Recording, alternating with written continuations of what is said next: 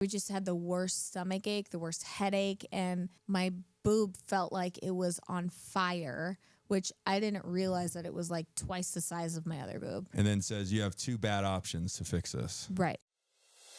I am Josh Galindo. I've built several successful businesses utilizing the one tool everybody has, the mind. I am here to guide, coach, and prepare you. We will debate, discuss, and grow our minds together so you can obtain your own success. Fuck average, be legendary. This is my podcast. All right. Welcome back to another amazing episode of Be Legendary podcast with your two amazing hosts, Krystal Galindo, Josh Galindo, and the main man, Luis Barraza in the building. I'm back, babe. Let's have some fun with that. Yeah. Luis, can we play with some of those buttons we were messing with the other day? Oh, because I can't hear it. What does it sound like? Oh, how funny. God. Honey, we should do the whole podcast just like this. I don't know if I could listen to that. You still sound normal. Rude. Does her sound manipulated? Yeah, it does. Hello. That's pretty funny. Hope Babe, we got that's how everybody- your voice sounds normal. That's what it sounds like to me. How about that? Yep, we're back to normal. All right. Hope we got everybody's attention. Yeah. What should we cover today? Do we talk about what's happened in the last 6 weeks? Sure. Let's talk about it. Okay, so we'll jump right in. People are. I don't think you understand how impactful you are to the female community when it comes to health. I think that a lot of these women, I know a lot of these women look up to what you've gone through, respect you for what you've gone through, find inspiration in what you've gone through, because you did it with such class and finesse. Well, thank you. And so we will touch on that. Unfortunately, parts of that cancer journey don't end at you're cancer-free. Yeah. So we're about 2 years out from the final surgery. I mean, no, I'm a year and a half from the final surgery, but I'm 2 years cancer free. 2 years cancer-free, year and a half from the final surgery. Mm-hmm. And we're at a soccer game in Arizona, soccer tournament in Arizona. And day one, great. Day two, great. Day two night. Yeah. It's I was like, I feel like I'm getting a cold. I Yeah. don't feel super great. Going back and reflecting, Bev, you were also tough as nails out there too, because learning the severity of what happened. So night two, not feeling great. Day three, feels like a truck hit you. Yeah. Yeah. Day three afternoon, you're on life support. Yeah. I was like, get me in the car so we can drive back. I feel like I'm dying, literally. And for perspective, the girls go all the way to the final of the tournament, win the final. Right. With a pretty cool, loss to this team, played them again in the final. Yeah, it was a big deal. And beat them. And Krystal wouldn't get out of her chair. And let alone cheering, screaming, running up and down the sideline, all things that are common characteristic for her. So I'm like, ooh, something's up. She must really have gotten a cold. So we jump in the van. The van is our little family wagon. And start driving back. And we pull out the couch in the back, which is very difficult to sleep in because I've done it. I've experienced it driving it back from Texas, which was a 22-hour drive where we thought we'd be able to sleep 8 hours, drive 8 hours. It was every hour you were switching. So I know what it's like to sleep in the back of the van. It's almost impossible. Right. When it was standing still, different story. Moving at 80 miles an hour, different story, or much different. Not sleepable. No. So for 5.5 hours driving back from Arizona, probably even 6, Krystal didn't move from the bed. No. The couch. I mean, in the I back. woke up here and there, but I physically could not get up. And I was like, holy shit, something really must be wrong. So, but we get in late. Having got in late, we just went right to bed. Yeah, we didn't even unpack the van or anything. I was like, I just have to I need to get some sleep. Right. So I go to sleep. I wake up in the morning and I'm like, man, I have to get up. I need to take the kids to school, all the things. And you're like, no, I'm going to take them to school. I'm like, I can do it. I can do it. And you're like, really? Do you really think that you can? Like looking at me like I'm crazy. I'm like, no, I don't think that I can. And that's not normal for me. If I'm sick, I'm still doing my daily. I take some Dayquil and I get over it. But so I went back to sleep, woke up, and like I just had the worst stomach ache, the worst headache, and my boob felt like it was on fire, which I didn't realize that it was like twice the size of my other boob, because I didn't get up. But I was like, okay, if I go to the quick care, they don't really help unless you have like strep or the flu, or they can't really help with anything. I don't want to go straight to the emergency room because that's expensive. And I'm like, it's my boob. There's something wrong with my boob. So my surgeon has to know or seen this before. So I was able to get an appointment within a couple hours to see my surgeon. Thank God he squeezed me in. I love him, Dr. Reynolds. Greatest surgeon in the city. I love Greatest him. Plastic surgeon. A great man and a great surgeon. Yeah.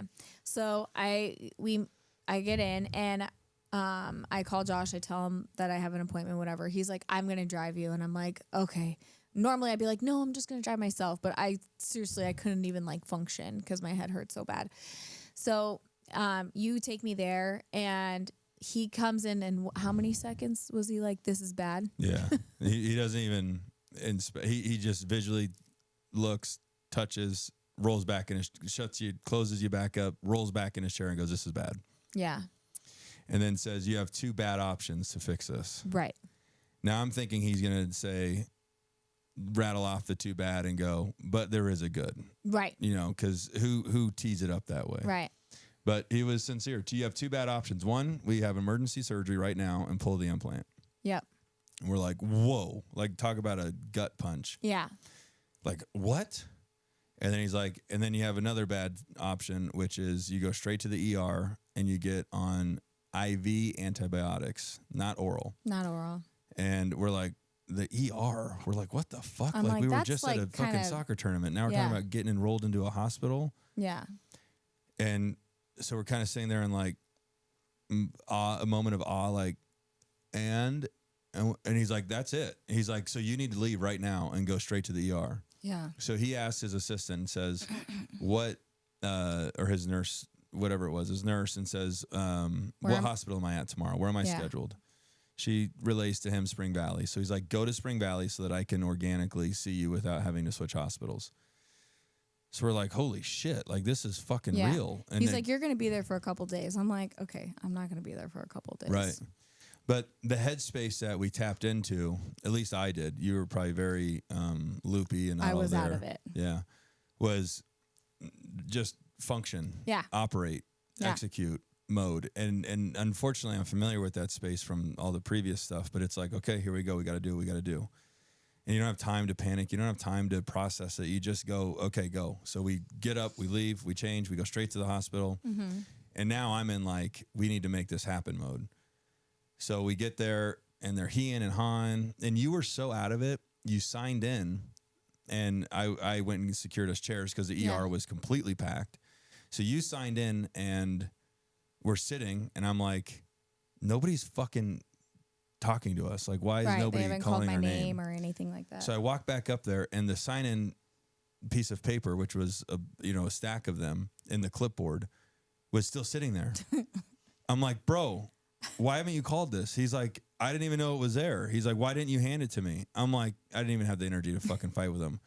So I unleash it from the clipboard. I'm like, fucking here. Yeah. Like, let's go. But I go back and I was lightly frustrated with you, but understanding that you just weren't in a sound headspace. No. But I'm like, that's how fucked up she is that she just filled it out and left. And so then I go into just disruption mode and making, hey, you didn't call her name. Hey, you didn't call her name. Hey, can you call her name? All of a sudden they call your name. And I'm like, she needs fucking antibiotics like right now. Yeah. Oh, we can't do that until we get the doctor. We can't do that until we get the doctor. I'm like, get the fucking doctor on the phone. Yeah. So we're calling to Reynolds' office. Reynolds' office is talking to them. And you got to think, this is like moving mountains. You're in an ER where you're like a peon as far as... there's 50 people in that There's ER. 50 people. And the perspective that has to be had is these ER doctors are numb to sickness, and understandably, and then they have to prioritize life or death. So they're looking at this beautiful white female saying, oh, this girl might lose her boob. And then they're looking at this guy going, if this guy fucking shits his pants again, he's going to be so dehydrated, he's going to die in the fucking ER. Yeah. And so they have to prioritize like death down to cosmetic. And so you're up against that battle. Well, to me, I'm there to advocate for you. I don't care if you fucking had a splinter. Yeah. You know, it's like my job is to advocate aggressively on your behalf, no matter what you're going through. Right. So I keep just pushing. Long story short, they're able to finally get it approved. Yeah, which they called Reynolds because they're like, we can't start any antibiotics without doing blood tests to see what you even have, blah, blah, blah, blah. And he was like, this is what she needs. Just start her on these antibiotics. So they started me on the antibiotics and then some morphine. And I finally came to that was... Morphine. Yeah. The shit they give soldiers in the battlefield. Yeah. Finally came back to life. And then they were doing my blood work. And then they were seeing me pretty rapidly, but I was just waiting in the ER. Like my room was the wait room of the ER. Yeah. And that's what I think the core of this podcast will be about, because there's always, where's the value? You just telling stories, or are you providing value? And the value that I want to provide with this story is how absolutely imperative, and I'm going to recap this again at the end, it is to aggressively advocate for what you need in these spaces, because you're just another number to them, and that doesn't knock their character. No. It's what they deal with every day. They deal with 100 patients every day, and if they get through all 100 by noon, there'll be another 100 waiting. And then if they get through those by 3 o'clock, there'll be another 100. And then if they get through that day, next morning, there'll be another 100. So it's not like they're finishing their job. Their job is consistent and never ends. So that's the takeaway from this story. So we're in this ER for 9 hours. And now we're like trying to tap into every resource that we have. Who knows a doctor when you in ask the for hospital? favors, this is when you ask for favors. And you know what was reminded of what was taught to me, not even reminded, taught to me, is I was calling a doctor friend of mine for something separate from the ER, because we were able to successfully secure a room because we knew a doctor on the floor. Yeah. But when you're in these like dire moments of need and you go to tap into friends, my friend had told me, because I was like, oh, no pressure, don't worry about it. If you can't pull it off, it's fine, but we really need it. Yeah. He goes, what are friends for? If you have friends, what are they for? Why would we be friends if I'm not here to be of service to you? Or help you when you're and in help crisis you when mode. you actually need it. Yeah. I was like, whoa, that was really powerful. Like, what's the purpose of friends if you can't call them and ask for help? Right. They're just there to be fucking social buddies. Like, no, that's a deeper relationship. So he reminded me of that, and I was like, you know what? Powerful message. I'm gonna tap into my friends. Yep. So, so that's the message I want to deliver there is, if you have friends, why aren't you asking for favors when you need them? When you need them, yeah. So we sit in this ER for 9 hours. We finally get a room. We get up to the room. She's been on antibiotics for this time, and this was a very, there's probably a lot of underlying emotion, I guess, as I go through like the details and try to remember the feelings of each moment that I was experiencing.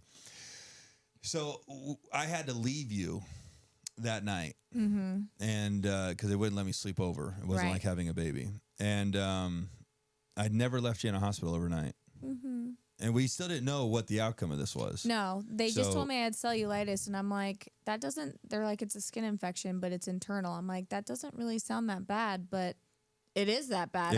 I had no clue. The severity of it, to create context as we describe the story, is that if this doesn't work, it's not just an infection, it's not just cellulitis.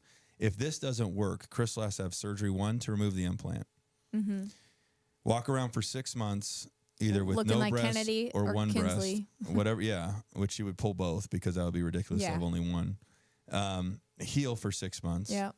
Have another surgery to have expanders put in. Yep. Expand those expanders over 6 to 8 months. Just like I did before. Just like she did before. And then have surgery 3 to pull the expander and put an implant in. Yeah. So this is what we're up against. It's not like, oh, she'll recover if she takes, some antibiotics for 4 days. It's like, whoa, if this doesn't work, this is emotionally catastrophic to our family. Yes. And not to mention the physical trauma that you'll go through.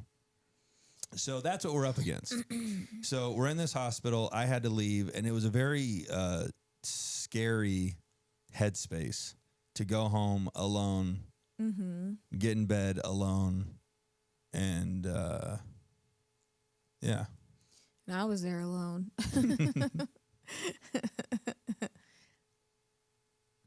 There's a lot of PTSD. Yeah, there is. Anyway, so that was a wildly sobering moment where I'm like, this is what it would feel like if she wasn't here. Babe, you went there?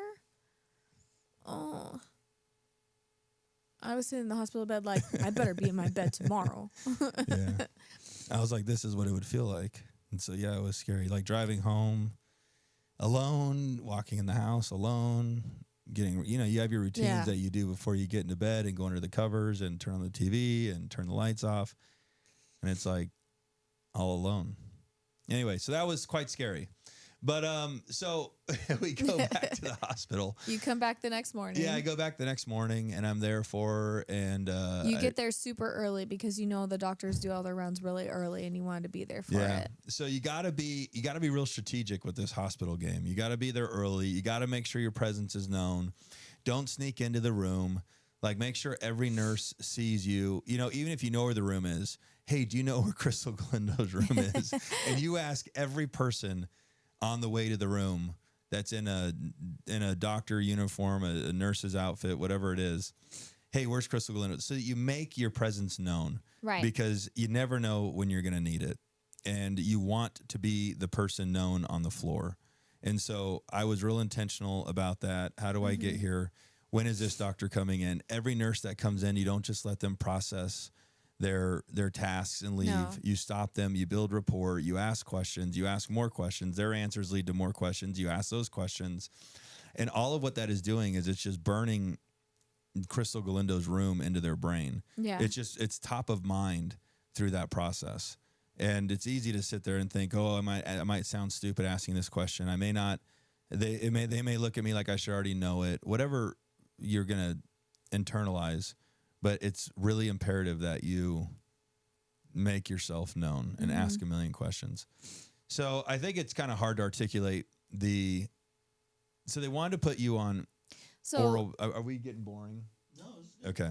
So there's a doctor there that's a infectious disease doctor. That's who's at the hospital, and that's who's managing my care.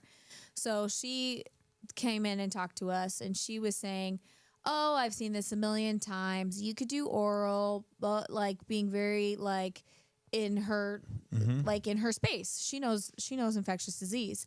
But what we learned from Dr. Reynolds is that my anatomy is not the same as everybody else's because I have a history and I have a mastectomy, and a mastectomy is a lot of restricted blood flow in my chest. So that's why my body couldn't fight my infection.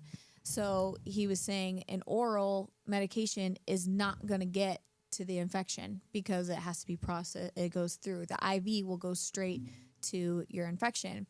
So we were talking to her, telling her what he said, and she's like, it's fine. I'll call him, I'll talk to him. And Josh was determined to have them talk to each other. So she left the room, and then a little bit later, Reynolds came in our room to check on me, and he's like, wow, it looks like it's lightening up. And I told him, I was like, oh, she even said I could do oral. And he was like, no, it's not going to work. And he's like, and I've seen this with people in your same situation. And he goes, it is going to be emotionally traumatic for you to go through the latter if you don't do the IV antibiotics. And I'm like, damn it, I really wanted to do the oral. I know the oral was like super uplifting. So we're like, oh man, there's way less physical trauma and to-dos around oral. It's just take it and swallow. But and we'll IV antibiotics every single day where I have to learn how to do it myself. Yeah. Like that's very intimidating and scary, honestly. Yeah, and we'll go into that in a second. So We somehow managed to get so Reynolds is in the room. And to Krystal's point, I was determined to get those two to talk to each other because I understand the psychology I understand a portion of the psychology of human, where Reynolds will stand on his soapbox and be very committed to what he believes to be the right course of care. Yes. But that's and when everybody's supporting him and going, yes, we believe in you. Yeah, we want to hear what you have to say. Yes, that we're going to take your advice and run with it. Then he's going to be more invigorated and passionate about it. Yeah. But it's a whole nother thing if he's up against someone that believes the care should be different. Right. He may soften his approach. He may find compromise. He may find, they may collaborate to a different solution because he's going to start considering her input. Yeah.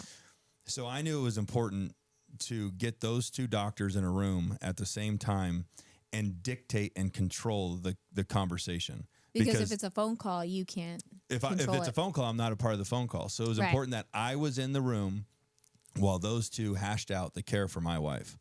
So when he came in, I started just firing off questions because I asked him, will you wait for the infectious disease doctor to come back? Because I was blunt. I was candid. I knew that I needed to ask for what I needed. Yeah. And he goes, I can't just wait here for her. I have another surgery. I have other surgeries. I have other patients. I was like, okay, no worries. I got it.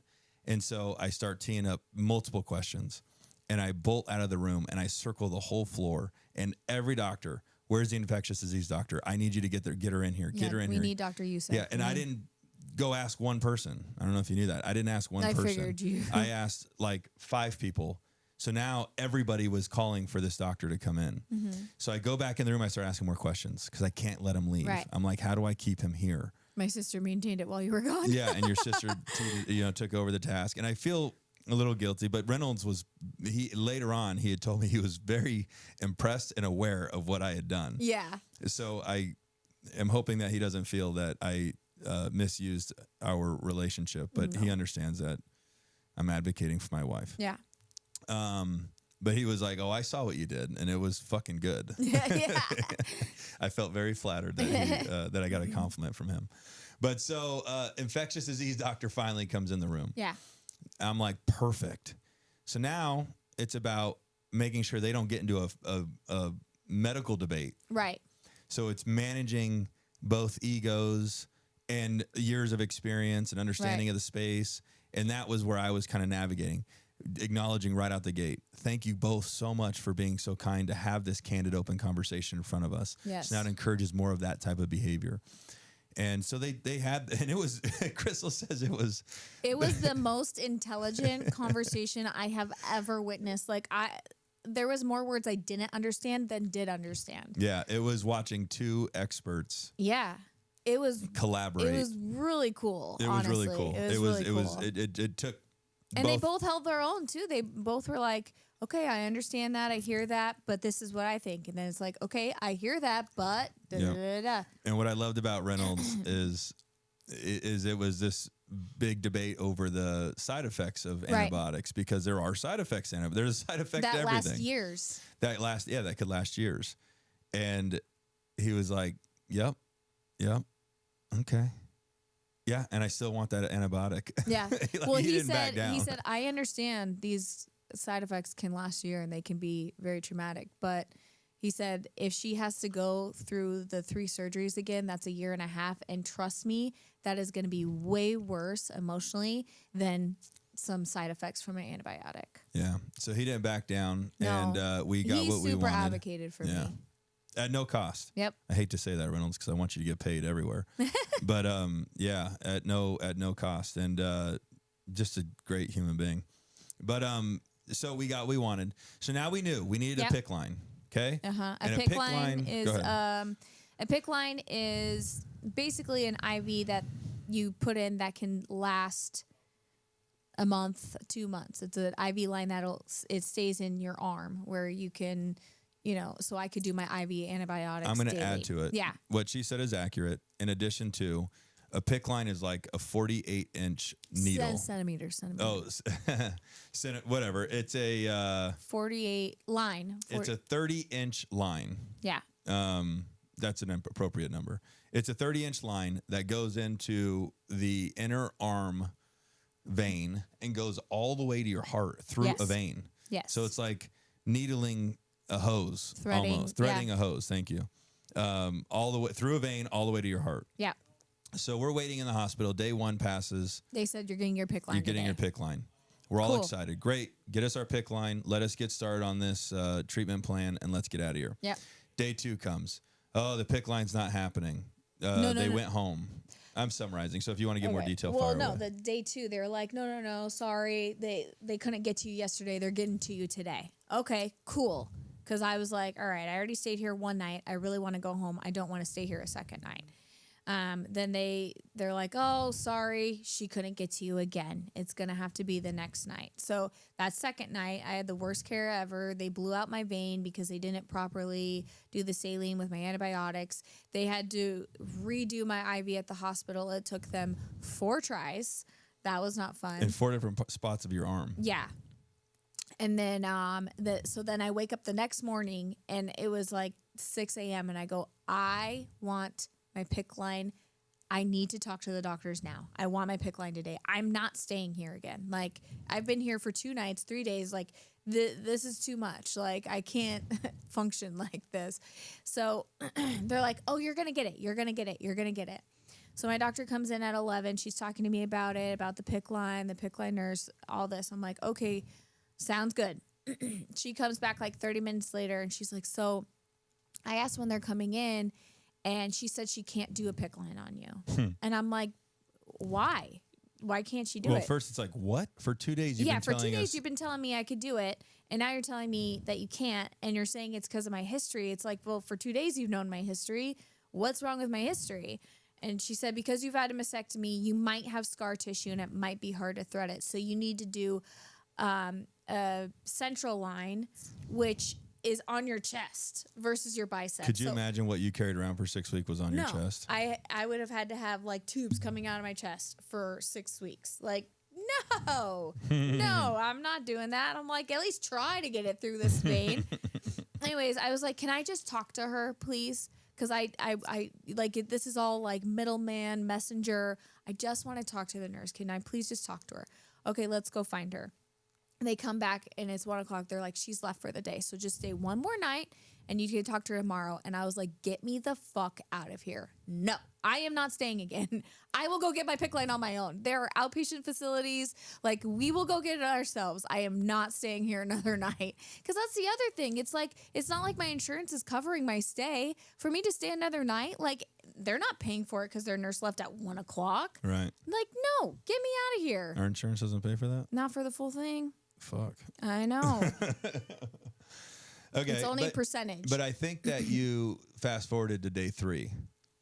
When that was day 3. Oh, okay. So then that was, okay, to be clear, that was day 3. Yes. And so Krystal and I looked at each other and said, fuck this. We'll go get it together. Yeah.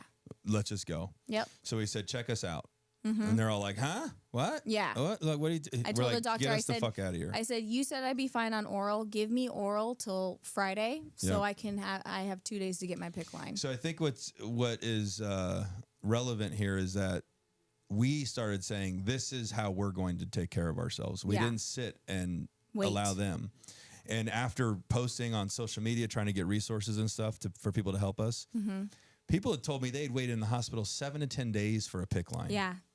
So anyway, and that is because they waited and they trusted that system. And so that's one of the lessons I think to take away from this. The other thing was that it's quite interesting of an experience because we had 4 C-sections. We had 4 children, each of which was a C-section. And they were like, you had the baby? Yep. They're like, great. We'll see you later. Yeah. They're like, get out of here. So it was quite interesting that the money-making component of birth is having the baby, and then they're losing money at that point. Right. They want to have another baby in that room. Right. So they're all about getting you out. And then this perspective from the hospital stay was, how long do we slow play this patient and keep her here to keep them here? And if there was money in getting you out, all that messenger bullshit, all that game of telephone, all that, they would figure that out. Yeah. Trust me, they would have figured that out. They would have people on walkie-talkies, not that fucking email bullshit list or whatever the hell they have going on there, your chart. they would figure out how to be more efficient. So I knew immediately that the money for the hospital was in you staying longer when it comes to disease or infection or any of that stuff. So I was like, yeah, no, we're gonna nip this right away. So Krystal and I come together. We'll get this PICC line on our own, right? Yeah. Right. Okay. Get us the fuck out of here. They all look at us like we're crazy. We don't care. Get us out. They get us out. We say to ourselves, 11 a.m. tomorrow, because this was like 3 p.m. So we go home. We go home. The next day, I was calling around. I found all the places that in town do it. So there aren't that many places in town. There's a mobile place that does it, and then there's 2 buildings that do it. So I was like, okay, now I have my information, and I need to get all of my chart stuff so I could be like, here, give me my PICC line. Yeah. So that was the first day. So then Friday we wake up and I was like, babe, I need your help because now I know where these places are, but I just need your help, like driving me around. And I can advocate for myself, but not like you can advocate for me. So I'm like, I need your help. Take me to these places and we will get someone to give me a PICC line. We will do it. So we hit the ground at 11 o'clock. Yeah. I called my infectious disease doctor office and I was like, print my files. I'm coming right now. And what they'll do is, we'll just send them over to the other doctor. Nope. Okay. I don't know why email is so slow in the medical space. Yeah. But they'll fuck around with that shit forever. You'll go to the doctor you're needing care at, and they'll say, we can't touch you till we get your stuff. And then you call and you're like, send my stuff. And you'll sit there for 4 hours. Yeah. So it's, I think one of our tactics that has served us so well is that we just roll up to where we need information from and demand it. Yeah. And then when through the cancer thing, this time we walked in and they gave it to us right away. So you must have lit a fire under their ass. But in previous experiences, they'll be like they're shocked because nobody does that. Right. They looked back like, huh? What? Have a seat. Or we won't be able to get to that for 3 hours. And I remember looking back, I go, great. I'll be sitting right there. Let me know when it's ready. And you fucking stare at them the whole time. Make them so uncomfortable because nobody's sitting in that waiting room for paperwork. Right. They're waiting in that waiting room for other shit. So if you just stare at them, get up, hey, how's it going? Because you start to discount the task to where they can see that you realize that you're telling me it takes 3 hours to just print something. And if you keep discounting the task, now all of a sudden in their eyes, they're like, yeah, this is kind of dumb that I'm taking this long. Maybe I should go faster. Anyway, so that's a good trick to do. And I also think that they feel if they tell us, oh, it takes 3 hours, but then if they do it within like 15 minutes, like you can't tell me that they didn't go home feeling good like they helped us. Yeah, I think everybody that helps us feels good because we pushed everybody beyond what they normally are doing. Right. Literally, I bet, okay, so we got the information, and we first place, Krystal, go. Tell me where it is. We go here. We're like, in the first question, we walk up. Do you do PICC lines? Yes. Okay. What days? These days. Okay, we want to lock in the Tuesday. And it's almost like they enjoy it. Do you have all your paperwork? Yeah. Can we get it? And it's like, yeah. Most people would probably respond with, oh, we need that? Or how do we get it? Right. Or what do we do? And we're like, absolutely. And it's like the order is right on top. There's almost a moment of like, oh, I thought I was going to get them. You know what I'm saying? It really feels that way because when we hand it to them, they're like, whoa, wow, they came prepared. So yeah, here. When's your first available? Tuesday. Well, so we hand it to the lady, and then the lady that schedules it comes out. She was super sweet, and she was like, yes, I want to help. I will. It's so funny that you observe sweetness. I literally observe resistance in every single person that I interact with. The first lady that we gave her paperwork to. I don't care if they're nice. Every single one of them, I observe resistance. Oh, really? I think I come from that space to overly attack. Maybe. I thought the second lady was so sweet. I think I set that headspace so that I'm constant in pressure mode. Yeah, like, no, if you're they're not sweet, kind. it's I don't hard care. To be that way. Yeah. It's just interesting that you observe sweetness. I was like, everybody's out to fuck me today. Oh, I was like, oh my God, there's so many sweet people. I didn't actually put down my guard until the end. No, it was like everyone. Until it was in. Yeah. So, anyways, the first place said they could get me in 3 days later. Yeah, and so you take that appointment. Yeah. Because you never know. I had to pay to cancel it, but that's fine. You never know if your next option is further out. Yeah. So we're like, great, lock us in for Tuesday. Now we get back. We don't go, okay, let's go home and have ice cream and sit on the couch for 3 days. We're like, let's keep banging. Yep. Where's the next place I can do it, Krystal? She tells us. We get them on the call. We're like, hey, we need a pick line. When do you stop doing pick lines? What days do you do pick lines? He's like, oh, coincidentally, we do them on Fridays and whatever. He's well, like, that today. day was Friday. So today. Yeah. When do you stop doing pick lines? It's all about asking the question. Yeah. When do you stop doing pick lines? 2:00. I look at the fucking clock. It's like 12:48. Mm-hmm. I'm like, we're 4 minutes away. We were like 38 minutes away. Yeah. I'm like, we're 4 minutes away. We'll be right in. He's like, wait, what? Huh? So I keep him either on the phone or whatever I did, but we rush to that place. And then we get the same thing. Do you have your paperwork? I'm like, yes, we do. He goes, how about your insurance? We need to get approval from them. I'm like, well, the term is called stat, so you can learn. So you would call your insurance and put a request in for the paper or for the approval. Stat, which means quick. But quick is like 48 hours. 3 hours to 48 hours. Mm-hmm. So I'm like, fuck that. Yeah. We have an opportunity to put this thing behind us. So I keep pushing. And he ends up getting the phone number to the direct person that would approve the pick line placement. And I don't know, and talking to insurance people, they aren't super sweet. They're not meant to be, yeah. Somehow he gets this lady to like him, and he got on the phone with her at 1:45, and she said, call me back in 8 minutes. And so we set a timer, 8 minutes. She had already been calling me back, and she was like, you are approved. And that was at 1:53. Yeah. And so then we're like, tell the place. And the place was like, okay, we can get you in because the last one's at 2:00. Yeah. And so I even took it to the point where I need you to bring me the nurse. Yeah. And I asked the nurse to come and stand here. I asked for like the manager, whoever the front desk person was. I need you to come here.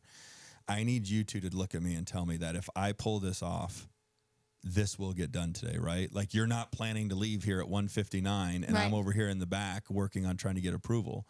She's like, if you pull this off, I will put it in. Yeah. And so, do you remember her being sweet? Yeah. I started to calm down as we found more success. So we finally get approval, and the pressure around my body and my headspace and my mind and all of my energy and every cell in my body was at maximum capacity. And I'm like, I just finally got the approval, and I just said, I just need somebody to just say yes. Mm-hmm. Bob.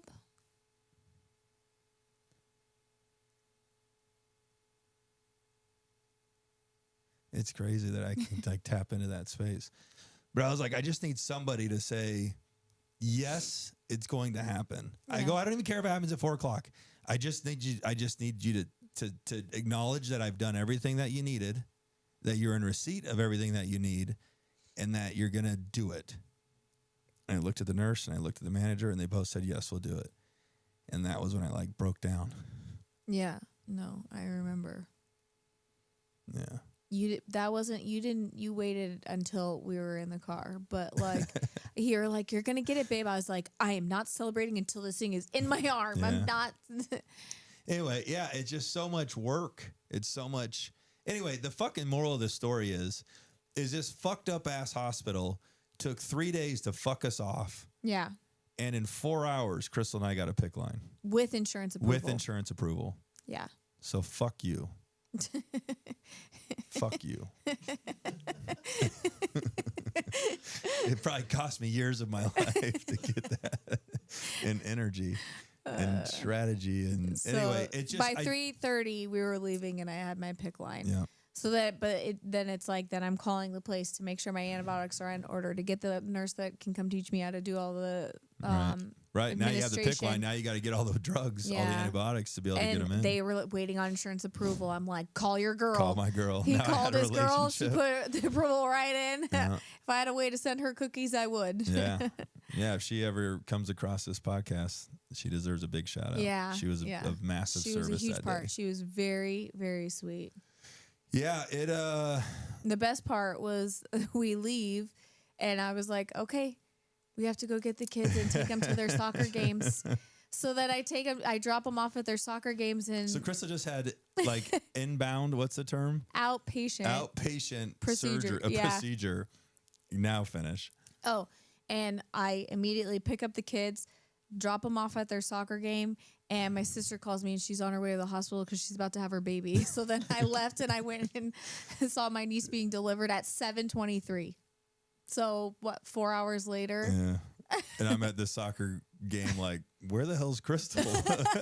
And they're like, she had to leave because we were separate cars. Yeah. She had to leave. Her sister's having a baby. I was like, I know her sister. It's Brandy. Yeah, but Brandy's having her baby.